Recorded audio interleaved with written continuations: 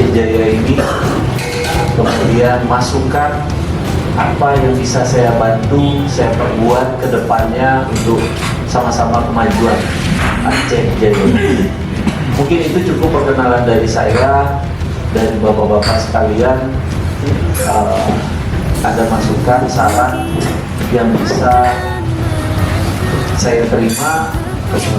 Jadi maksud dan tujuan saya ingin sampaikan pada hari ini, Pak, kalau bisa bagi Kamtibmas yang diperbantukan di desa untuk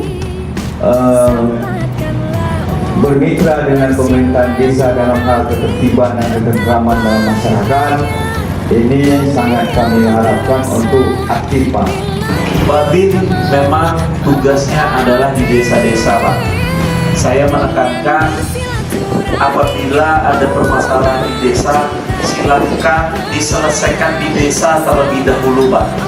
Juga menyayangi dengan bersilaturahmi, mempererat tali saudara, kita merasa dekat, insya Allah manfaat. Mari kita bersalaman.